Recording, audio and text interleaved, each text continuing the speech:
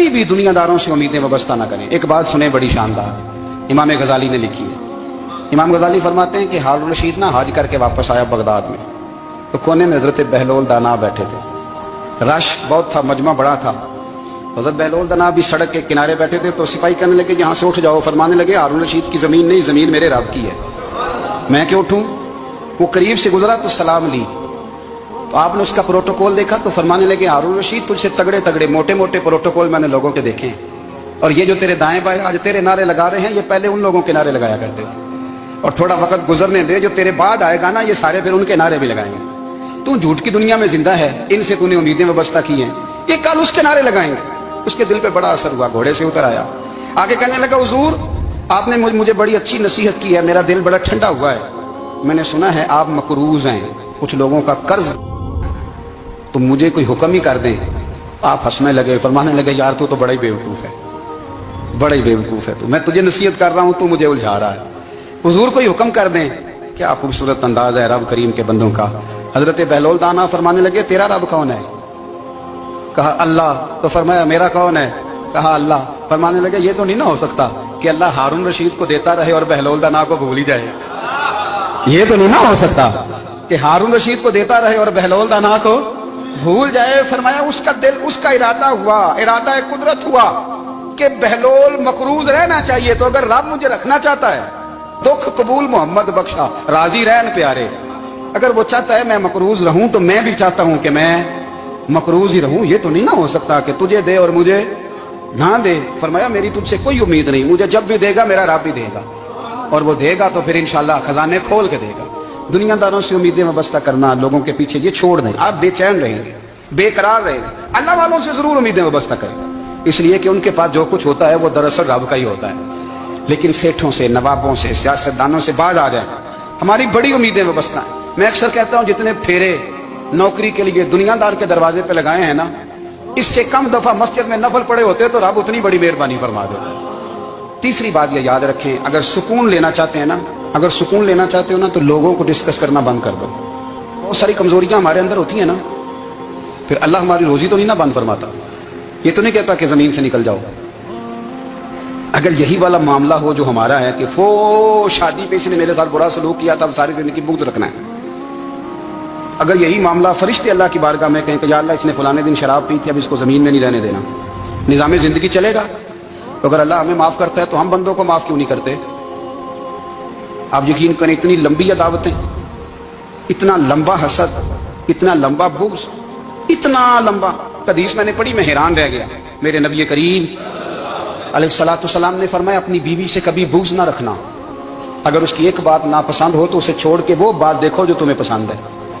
मैं इस हदीस को पढ़ के सोचने लगा कि क्या बीवी का भी बुग़्ज़ रखते हैं लोग। अब हुजूर ने कहा है तो इसका मतलब है लोग बीवी का बुग़्ज़ भी रखते हैं। अब इस पर इस्तदलाल करके मुझे कहना पड़ेगा कि ससुराल वालों का बुग़्ज़ भी रखते हैं। कहना पड़ेगा कि भाई के ससुराल वालों से भी बुग़्ज़ रखते। इस हदीस की रोशनी में मैं समझा कि लोग भाभी का बुग़्ज़ भी बुग़्ज़ रखते हैं, बुग़्ज़, वरना आदतें तो हमारी भी कई बुरी होती हैं। अगर आदत एक वजह बने इख्तलाफ की तो आदतें तो हमारी भी कई बुरी हैं, लेकिन हम अपनी बुरी आदतों समेत अपने आप से प्यार करते हैं, और सामने वाले की एक भी आदत बुरी हो तो उससे बुग़्ज़ रखते हैं। बुग़्ज़ ना पैदा करें। मेरे नबी पाक अलैहिस्सलाम ने फरमाया कुछ चीजें तुम्हारे दीन को मूंड डालेंगी, तबाह कर देंगी, काट देंगी। हुजूर कौन सी। फरमाया हसद, तकब्बुर और बुग़्ज़, ये तुम्हारे दीन को तबाह कर देंगे। हम बेचैन इसलिए हैं कि हमने बहुत सारे लोगों का बुग़्ज़ पाला हुआ है, और हर फील्ड में सियासतदान ने सियासतदान का, जातियात पर उतर के बात करते हैं, मुअज़्ज़ज़ तरीन लोग, ताजर ने ताजर का, इल्ला माशाअल्लाह बाज़ जगह पे अहले इल्म भी एक दूसरे से अदावत रखते हैं। खुदारा दिल रब करीम के आने का ठिकाना है। ये साफ होगा तो इसमें रब रसूल के जलवे होंगे। अगर इसमें अदावत हो, इसमें बुग़्ज़ हो, इसमें कीना हो, निफाक हो, सुने मेरे रसूल करीम हज़रत अबू बकर सिद्दीक़ रज़ी अल्लाह तआला अन्हु कहते हैं मैं रो ही पड़ा। मक्का फतह हुआ ना, तो इकरमा बिन अबू जहल ने पैगाम भेजा कि मैं ना कलमा पढ़ने के लिए आ रहा हूँ। वह बात लंबी है, मैं मौजू पे रहना चाहता हूँ। कहते हैं जब वो आने लगा ना तो नबी पाक ने हम सबको बुलाया, हम हाजिर खिदमत हुए। तो हुजूर फरमाने लगे कि उसके बाप ने ना बड़ा जुल्म किया है हमारे साथ, अबू जाल ने बड़ा सताया है, बड़ी तकलीफ दी है। आप मुझे बतलाएं कि वो एक दफ़ा किसी शादी पे बहस होती है बीवी के भाई के साथ, फिर सारी ज़िंदगी उस बेचारे को माफ़ी وہ 10 دفعہ گھر آتا ہے, معافی مانگنے پر سوال ہی نہیں پیدا ہوتا. میں او مجھے ہی کہہ دیا, یعنی پھر میں مجھے ہی کہہ دیا آپ نے, اور میری شان میں بے ادبی, اور پھر میں معاف کر دوں. توبہ توبہ توبہ, یہ کیسے ہو سکتا ہے؟ میری ناک نیچی ہو جائے گی, اور آپ نے مجھے کہہ دیا, سوال ہی نہیں پیدا ہوتا. اور یہ رونا میں اکثر ہوتا ہوں کہ شادی والے دن داماد صاحب کا زیادہ دماغ خراب ہوتا ہے. جب چھوٹی سالی کی شادی ہوتی ہے نا, اس دن اس کو بخار چڑھتا ہے, اس کو کان میں کہتا ہے تیری عزت نہیں کر دے گا. اس دن اس کا دماغ خراب ہو جاتا ہے, بچے اٹھا کے نکل آتا ہے.